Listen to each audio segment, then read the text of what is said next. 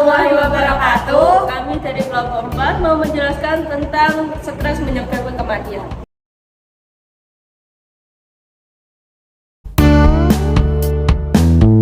Assalamualaikum warahmatullahi wabarakatuh. Saya Nadia Ismailati. Saya akan menjelaskan tentang apa itu stres. Stres merupakan kondisi seseorang yang sedang menghadapi suatu ancaman, masalah hidup, atau sesuatu yang menyebabkan pemikiran sangat tertekan. Contohnya ada yang cemas atau melakukan sesuatu yang tidak baik, atau mungkin merasakan kesedihan sangat luar biasa, atau kesedihan yang sangat berlebihan. Macam-macam stres beberapa banyak contohnya mendapat perubahan yang besar dari pelajar itu kadang mendapat sosial yang tidak stabil. Dari kecil dia diajarkan sesuatu yang baik, tapi di sisi lain, di tempat lain dia mendapat sesuatu yang tidak baik. Contohnya, dari kecil dia diajarin untuk membantu sesama, tapi di tempat lain dia malah dibully dan dapat dipukul sama teman-teman yang lain. Dalam kondisi kekeluargaan, contohnya dari dulu dia awalnya yang kaya raya, orang tuanya dapat penghasilan yang banyak dan memiliki keuntungan yang besar.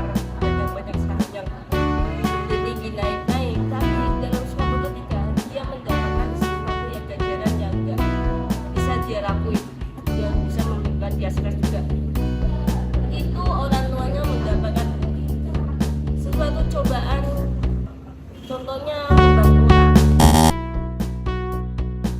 Untuk pelajar lebih sering memiliki banyak tugas-tugas yang tidak dapat disediakan, atau mungkin deadline yang nggak tepat, atau mungkin sesuatu yang nggak pas, terus tugasnya juga menumpuk. Itu juga bisa menyebabkan stres dalam pekerjaan. Dengan bidang pekerjaan itu juga bisa karena satu, mungkin diperbudak oleh mandor yang ada di situ, oleh atasan atau sesuatu, atau teman-teman yang mencemooh itu, atau teman-teman itu seperti memfitnah atau gimana. Dan ada juga yang gajinya kecil, atau mungkin disuruh-suruh sama mandor, atau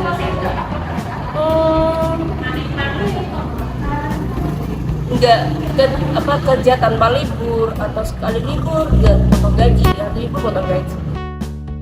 Untuk pelajar biasanya memiliki banyak organisasi, contohnya mengikuti suatu UKM, mengikuti ormas lainnya, atau mengikuti kegiatan lainnya, tidak bisa mengatur waktu untuk bekerja atau yang seperti yang pertama tadi. Yang kedua untuk pekerja, karena dia harus mengikuti tanggung jawab keluarga, membantu orang tua membayar sekolah adik dan membayar kuliah kamu, mungkin bayar apapun itu yang dibutuhkan keluarga. Khawatir akan sesuatu, belajar mungkin hamil di luar nikah, karena mereka takut semua orang tahu kalau dia hamil, karena beberapa waktu akan membesar dong itu. Untuk yang bekerja itu berbohong suatu pekerjaan, sekiranya dia seorang cleaning service, tapi dia mengaku-ngaku kalau dirinya itu kerja sebagai manajer atau staf akunting yang lebih tinggi, atau mungkin pemilik perusahaan itu.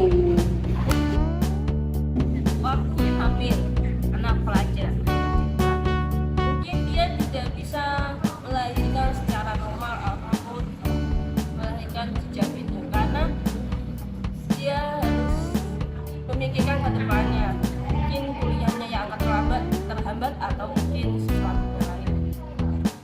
Untuk bekerja mungkin lebih ke ekonomi yang rendah, dan kadang dia juga memiliki habis di PHK dan tidak bisa memiliki pekerjaan lain, juga mendapatkan mencari pekerjaan itu juga susah kan. Jadi itu juga bisa menyebabkan stres. Saya Fatima Nurunisa, saya akan melanjutkan penjelasan dari Mbak Nadia. Bagaimana stres bisa menyebabkan depresi? Apa sih itu depresi? Depresi itu adalah gangguan mental berat yang diakibatkan karena stres yang terus-menerus, yang bisa mempengaruhi perasaan dan cara berpikir seseorang. Biasanya seseorang yang depresi itu cenderung merasa sedih dan kehilangan minat melakukan aktivitas yang biasa dilakukan. Kondisi ini dapat menyebabkan berbagai masalah emosional dan fisik hingga menurunkan kinerja pengidapnya. Depresi dapat menyebabkan seseorang pikirannya menjadi berantakan, kehilangan nafsu makan, berpikiran yang tidak, kecemasan yang berlebihan. Efek depresi ini bahkan dapat berlangsung lama dan dapat berpengaruh untuk kegiatan kita sehari-hari. Depresi ini dapat memburuk apabila kita tidak menanganinya dengan tepat. Kebanyakan kasus depresi ini dapat memicu pengidapnya, yaitu bisa melukai diri sendiri, menyebabkan sakit jiwa, dan bisa menyebabkan bunuh diri. Kenalkan, nama saya Amanda Arvandilia Putri. Saya akan menjelaskan penjelasan dari penjelasan depresi tersebut. Kita juga bisa menyakiti diri sendiri atau bisa disebut self-harm. Self-harm adalah tindakan menyakiti diri sendiri untuk menghilangkan stres, depresi, ataupun emosi yang itu juga bertujuan untuk menyakiti diri sendiri. Pasti para korban itu dia harus menyakiti diri sendiri. Hal ini bertujuan karena korban ini dia setelah menyakiti dia akan merasa puas, lega karena dia sudah meluapkan emosinya. Yang pertama, menggores atau menyayat bagian tubuh menggunakan benda tajam seperti silet atau pecahan kaca. 2. Menarik-narik rambut secara kuat. 3. Membenturkan kepala ke tembok berkali-kali. 4. Menggedor tembok atau menggebrakan meja secara berulang kali menggunakan tangannya. Atau yang kelima, mengonsumsi obat-obatan terlarang seperti alkohol ataupun narkoba. Keenam, memotong organ tubuh yang tentunya dapat melakukan cedera permanen. Saya akan melanjutkan penjelasan dari Amanda. Bunuh diri atau sering disebut bunuh adalah tindakan yang sengaja dilakukan untuk menghabisi nyawanya sendiri. Ia telah berpikir bahwa self-harm itu tidak sama sekali membantu untuk menyelesaikan masalah, dan ia berpikir kalau misal dia bunuh diri, dia lenyap dari dunia ini, maka semua masalahnya akan selesai, beban-bebannya akan hilang, dia tidak akan stres lagi dan mendapatkan ketenangan.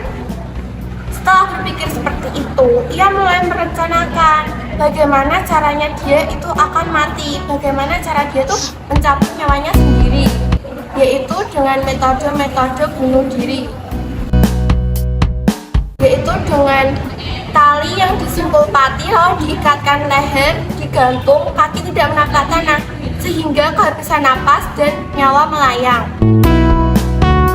Entah itu sungai, danau, atau laut, atau yang lebih sering itu biasanya menenggelamkan kepala ke bak mandi hingga kehabisan napas dan meninggal.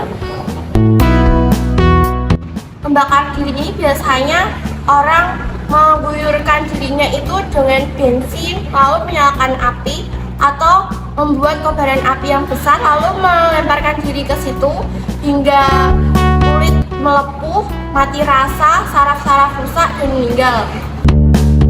Entah itu gedung yang tinggi, tebing, atau jurang, ataupun gunung, sehingga tubuh akan terjatuh lalu terbentur secara keras, semua organ rusak, mulai kelumpuhan dan terjadi kematian di depan. Zat-zat yang terkandung dalam racun itu sangat berbahaya, dapat merusak organ-organ dalam tubuh secara kimiawi. Peredaran darah akan terhambat, pernapasan akan terganggu, lalu lambung akan rusak, jantung akan rusak, hati akan rusak, dan akan menyebabkan kematian. Di pergelangan tangan, di siku, di paha, di kaki, sehingga darah bercucuran, lalu kehabisan darah, dan akhirnya meninggal. Nah, senjata api ini biasanya dikenakan di kepala, di leher, di dada, di perut yang dapat merusak organ tubuh, lalu membuat meninggal dunia. Hal-hal tersebut sangatlah tidak dianjurkan karena dapat membuat nyawa melayang. Hal tersebut janganlah dilakukan karena dapat membuat nyawa melayang. Jangan coba-coba ya. Dan bunuh diri itu adalah hal yang salah dalam menyelesaikan masalah. Ceritakanlah masalahmu ke teman, sahabat, saudara, keluarga untuk membantu mencarikan solusi dari masalahmu. Semua masalah pasti ada solusinya kok. Jangan menyerah, jangan putus asa, teruslah berjuang, melewati semua masalahmu, melewati masa-masa yang tidak menyenangkan hingga kamu mencapai mimpimu dan berada di titik kebahagiaan.